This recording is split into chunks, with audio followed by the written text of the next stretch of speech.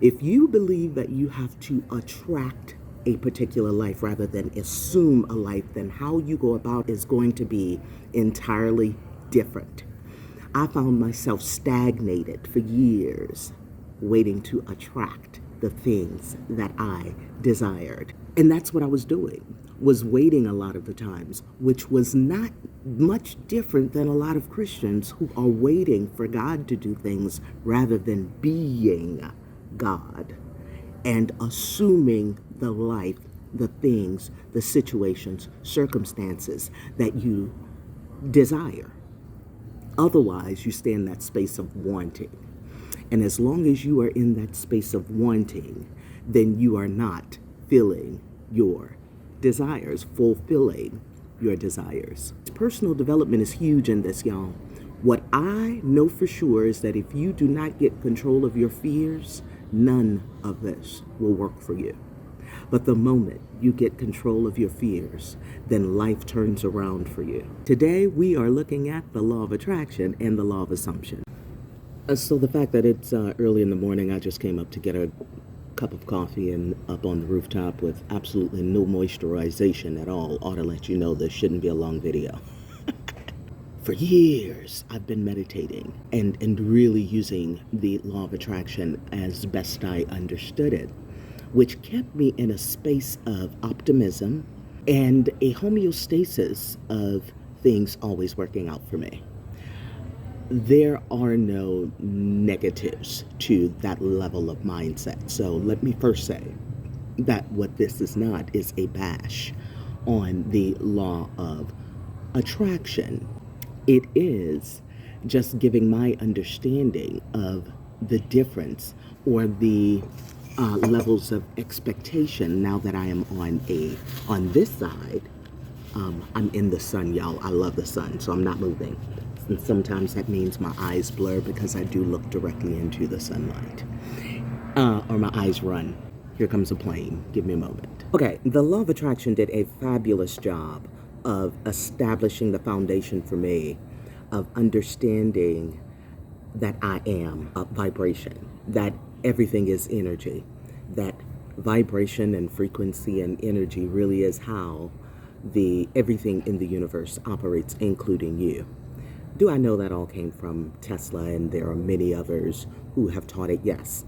I'm talking about modern day and being able to apply it to your life right now. Understanding energy and that everything is energy and that energy is basically how everything flows, including you. Then you start to understand how your energy is manipulated through vibration, plain.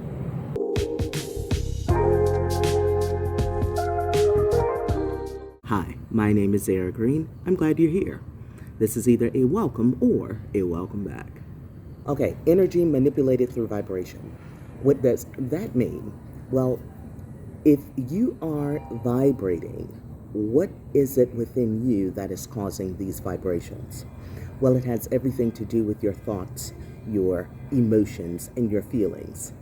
And when you understand that there is different vibrations of lower vibration or higher vibration, so you talk about people having low vibes or high vibes, then when you start to understand that there are these low vibrations that kind of keep you stuck in different patterns, then you will do what you need to do in order to shift the energy to bring you to higher spaces so that you feel better. How you know how you're vibrating is by how you feel. So it is important to pay attention to your feelings and to elevate from those low spaces. And mostly what I talk about these days is fear. Anything that is fear-based that will keep you in those lower vibrations, that keep you in guilt or shame, or anything that makes you feel bad, then that suppresses you. Those are repressive, suppressive vibrations. That level of energy keeps you stuck. So through meditation, you're able to bring yourself through that awareness to higher spaces, maybe spaces of neutrality where you're no longer in those patterns of hopefulness that will eventually bring you to spaces of joy.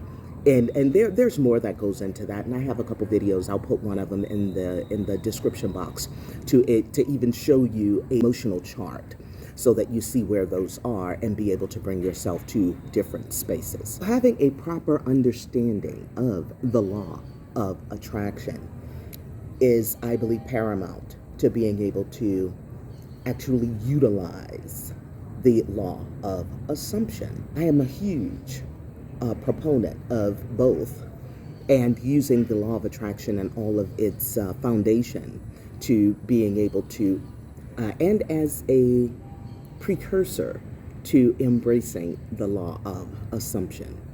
But I gotta tell you, just sticking with the law of assumption will keep you in perpetual hopefulness rather than actually getting into the driver's seat of your life and bringing about the actual real life experiences and the life that you desire for the rest of your life. And especially in this time of so much collapse around us and coming to awarenesses of how things have operated. And if you dared even look at life as the assimilation that we are living in the matrix and understanding what that is, the law of attraction alone will keep you hopeful. But I think you need the law of assumption and really understanding its premises and implementing those things and becoming those things in order to really bring about the changes that we need to bring about in today's world. So, the law of assumption.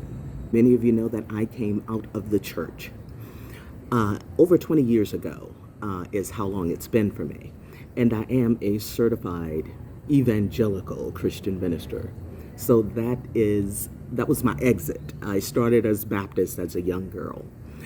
And so coming out of it, and it was so darn traumatic that there was no part of scripture that I would even look at. One of my mentors, and I really did know him, was Wayne Dyer. And Wayne Dyer, when he started teaching about Neville Goddard, I mean, it's like I went blank on anybody who mentioned scripture after my tumultuous experience in the church. I couldn't hear him. So yeah, well over 15 years ago is when I first came to understand Neville Goddard's work, but I could not hear it. Therefore, hearing about anybody else, with new thought, or hearing that scripture even had any validity to it, I, like a whole lot of people, just associated scripture with the church, which means I could not find any validity to scripture at all. When what I now understand is there's a lot of validity to it, just not in the ways that it's taught through the Holy Bible. I have a video. The Bible is not holy, but you are divine. Because the way they put the Bible together was to absolutely put us in bondage and to keep us divided. The other part of that is, there's a scripture that says God is not the author of confusion. That is absolutely accurate. Again, validity. But I continue that with, while God is not the author of confusion, Christianity is. Otherwise, why would there be so many different denominations and them being pitted against each other and, so much other stuff going on? It's because people take the Bible literally when it was never intended to be. So if you understand ancient text, then you'll understand how it is that you can use the Bible in some ways that can work to your advantage. But I also believe that, and this is kind of sidebar, if you dare to believe the scripture, then I think that you have a responsibility to go to its origins. And if you won't go to its origins, then you are blindly following exactly as they intended. And if you have dared to look at this world as the matrix that it is, then you'll understand its trappings. So for those of us who have dared peek beyond the veil of that, and looking at this world and understanding its correlations, and not just its correlations, hell, the things that have been proven, that it really is a computer simulation. So the law of assumption, and why I believe it's imperative to move to assuming the life you want rather than thinking you have to attract it. If you believe that you have to attract a particular life rather than assume a life, then how you go about it is going to be entirely different. I found myself stagnated for years, waiting to attract the things that I desired. And that's what I was doing, was waiting a lot of the times, which was not much different than a lot of Christians who are waiting for God to do things rather than being God and assuming the life, the things, the situations, circumstances that you desire. Otherwise, you stay in that space of wanting. And as long as you are in that space of wanting, then you are not filling your desires, fulfilling your desires. So the law of assumption says that whatever it is you desire, then assume the position of that thing and you shall have it. That is the knock and the door shall be answered. That is the ask and it is given. It's not just knocking and asking. It's about assuming the position and knowing how to assume that position. So Neville Goddard is who repopularized for us New Thought, or who was most popular back in the early 1900s with it. He died in 1972 or something like that. And so I really appreciate Neville Goddard's work.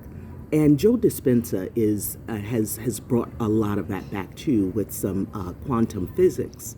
But y'all, however you go about it, and I've taught the basics of it here on this channel. And I am continuing because personal development is huge in this, y'all. What I know for sure is that if you do not get control of your fears, none of this will work for you. But the moment you get control of your fears, then life turns around for you. I have been on what many might call a sabbatical because I left the U.S.